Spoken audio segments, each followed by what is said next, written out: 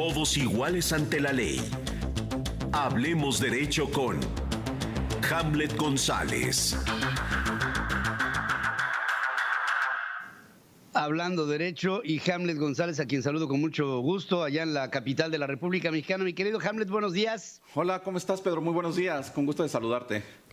Bien, a ver, ¿qué traes en la agenda? Hoy vamos a hablar de los criterios no vinculativos. ¿Qué es esto, Pedro?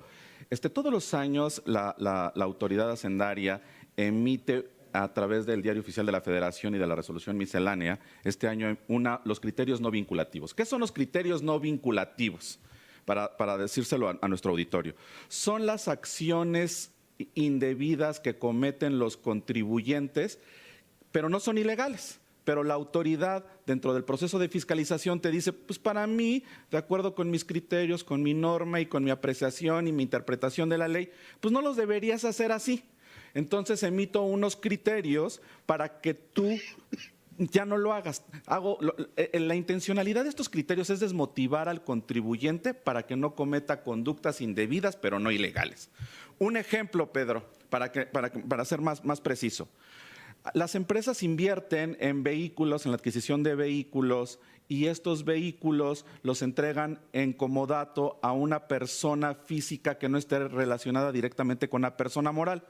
No es una conducta ilegal, pero la autoridad lo considera indebida. Otra de las conductas es, nosotros vamos al súper, nos entregan nuestro ticket, vamos al kiosco, y en el kiosco nosotros generamos nuestra factura y te emite la factura.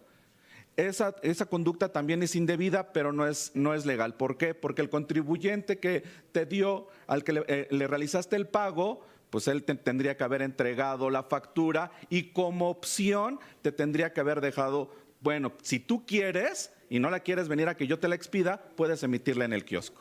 Otra conducta es gastos relacionados por terceros que no haya una relación laboral. Alguien que realice un pago a un tercero que no tenga una relación laboral, dice, no es ilegal, pero es indebida. ¿Qué se pretende con todo esto, Pedro? Con todo esto, pues nuestra norma fiscal es una norma fiscal que ha siendo modificada desde los años 80 en la actualidad. Hoy, con el abuso que algunos contribuyentes han realizado para efectuar acciones y actos jurídicos simulados, pues la autoridad dice, bueno, voy a generar un criterio y con este criterio voy a intentar contener ciertas acciones, pero no significa que sean ilegales. Entonces el contribuyente dice, pues las hago o no las hago. Y es cuando entramos en una discusión que creo que tú y yo lo platicamos vía telefónica, de qué es la discriminación fiscal. No, esta conducta no es de la 4T, Pedro. Esta es una conducta que viene desde hace más de 30 años, pero como ha ido evolucionado y se ha ido perfeccionado con las conductas que cometen los contribuyentes, pues la autoridad intenta contener y contiene pues a través de una reforma fiscal dura, resoluciones misceláneas, jurisprudencias y ahora con estos criterios no vinculativos. Y bueno, ahora lo que estamos viendo, ahora sí es un combo de normas jurídicas que intentan desmotivar las acciones de ciertos contribuyentes, pero no creo que vaya esto a funcionar. Yo lo que le llamo a esto es la quimioterapia fiscal moderna. ¿Qué significa? Que le va a pegar a las malas, pero también le va a pegar a los buenos, Pedro, ¿no? Entonces, creo que no estamos generando unas conductas que regulen o que contengan, sino únicamente que castiguen. Pero reitero, esto no es del nuevo gobierno, esto tiene 30 años, O sea, estamos intentando encontrar el hilo negro en la madeja blanca, pero no creo que con esto realmente el contribuyente vaya a decir, bueno, pues si es ilegal o es indebido, ¿no? Entonces me voy a ir a tratados internacionales porque pues tienes que salvaguardar mi principio de inocencia, mi principio de igualdad, mi principio de proporcionalidad jurídica, mi principio, o sea, todos los principios que tú quieras, que en materia fiscal casualmente son más vulnerados que en otras materias, Pedro. Fíjate que lo que me aterra de todo esto es que hay un carácter interpretativo. Entonces, me lleva a pensar que, según el sapo, pues la pedrada.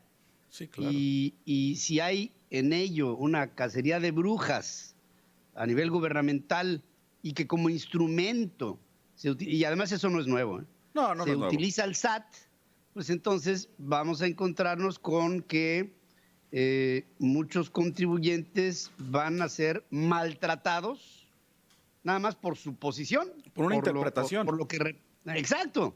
Entonces, esta discrecionalidad con la que se apliquen los criterios fiscales desde la Federación, pues aterra, porque lejos de ser... Fíjate, todo esto que me estabas diciendo, me ponía yo a pensar en el macro.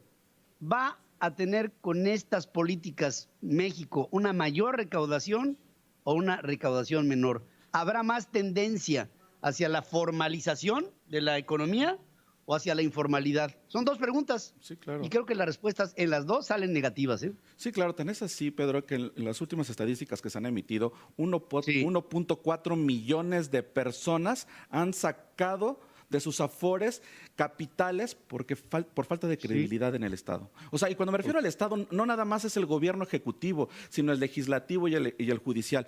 Creo que sí tenemos una gran carencia de legislar y de legislar adecuadamente, Pedro. Creo que estos criterios no vinculativos publicados el 9 de enero de 2020, lo único que dicen es como el papá regañador, ¿no? Si lo haces, no es ilegal, pero es indebido. Y yo lo voy a juzgar a través de una interpretación. Y esa interpretación, cuando ejerza mis facultades de comprobación, te las voy a desconocer. No lo hagas para que yo no te castigue.